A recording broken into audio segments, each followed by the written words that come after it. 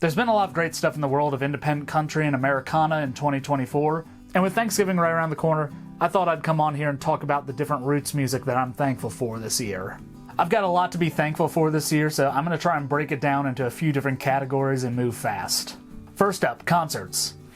I saw the best concert I've ever seen in my life this year, and that was Brandi Carlile at the Anthem in DC this past March. I am certain this is the best show I've ever been to. The musicianship was great, it was a unique format, it was very personal and intimate, yet it also felt very fun and loose. It was just her and the twins to start, and then at a certain point, the string duo Sister Strings came in and sat in with them. And despite this overall stripped back style, the energy in the room was crazy. I've seen Brandi a few times with the full band, but this one was unlike anything I've ever seen. It takes a lot to get a room of 6,000 people up on their feet for an acoustic set. I'm really thankful I got to see that this year.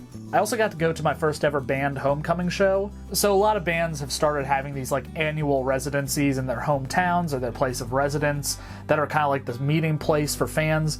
And I got to go to American Aquarium's version of this Roadtrip to Raleigh this past year.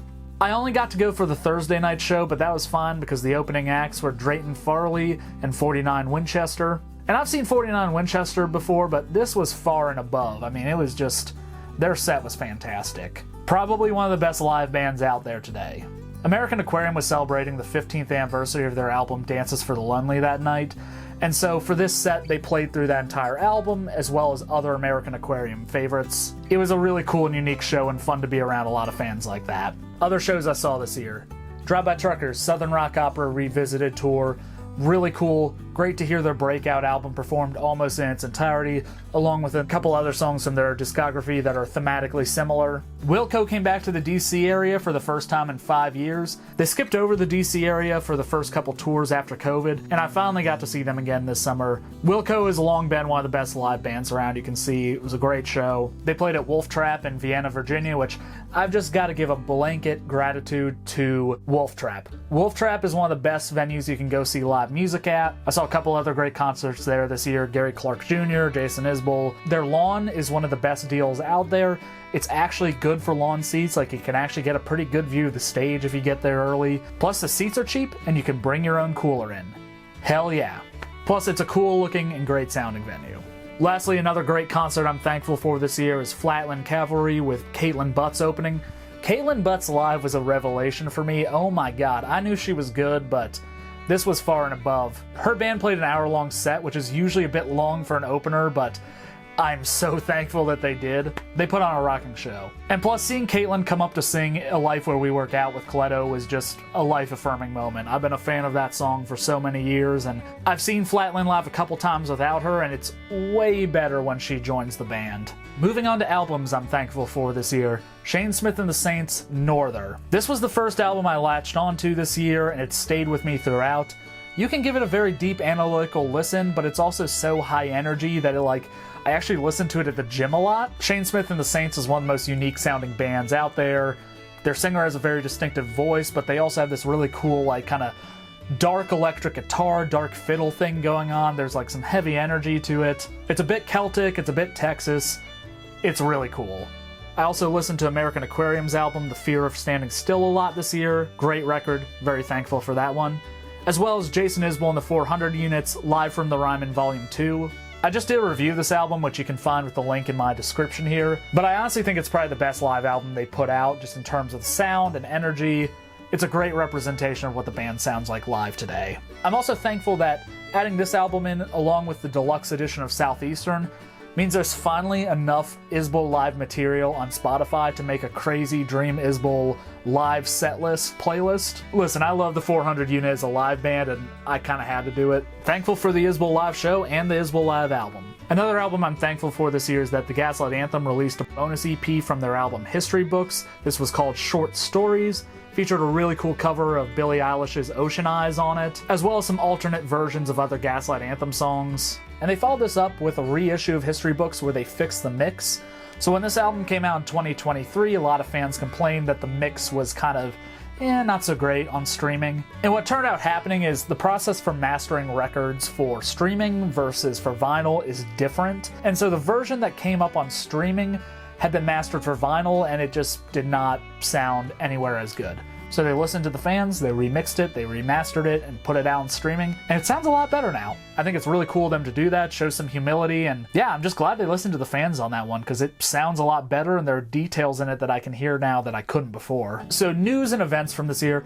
I think all of us are really thankful that Sturgill Simpson returned. He kind of disappeared for a little while, and no one was really sure if he was ever going to come back. He had completed his 5-album mark, he was out of the public eye, apparently he was out traveling the world, and then he comes back and drops this album on us under the alias Johnny Blue Skies, and it's some of the best material he's ever recorded. I'm supremely thankful for the return of Sturgill Simpson, and I can't wait to hear more from him. Another small victory, despite massive lineup changes, Dawes is still together. I love this band. I was a little bit worried when founding bass player Wiley left the band last year, as well as their keyboard player Lee Pardini. I was like, oh crap, is that the end of Dawes? Sure enough, they're still together, they're still touring, and they have a new record out. I'm very thankful for that. Speaking of bands being together, the cross-Canadian Ragweed reunion and the Boys from Oklahoma concert, I think this is one of the coolest things to ever happen to the Red Dirt music scene. And even though more than likely I'm not going to be able to go, I think it's amazing that this is happening, and I hope that they stick back together. A couple of other things outside the realm of country and Americana. Got to see a lot of great local shows. If you're in the DMV, DC area, Earps Ordinary in Fairfax, Virginia is the place to be for independent music. Also got to participate in a lot of them there, including my own concert series, the Beltway Opry. Got a couple videos on running that on here. As a music fan, a lot of my time this spring was taken up by the Kendrick-Drake beef. My main musical passion is in alt country and Americana, but I do like other genres of music, and Kendrick Lamar is my favorite rapper. I've actually got right back there the Mr. Morale tour poster, but it never really gets seen on here. Honestly, it was so fun being a fan during this. If you're interested, and quite frankly if you have the time, because it is quite long, FD Signifier has a great video that talks about what this beef meant in a larger cultural context within hip-hop. Really interesting, worth a watch.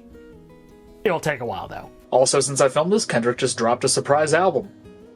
Got to see Bruce Springsteen in concert for the first time in 12 years. Love Bruce, he's still got it. Very thankful I got to see him. One really random thing I'm thankful for this year is Bob Dylan being on Twitter. Twitter may be a flaming dumpster fire these days, but that hasn't stopped folk legend Bob Dylan from starting an account in his 80s and using the app for its actual intended purpose.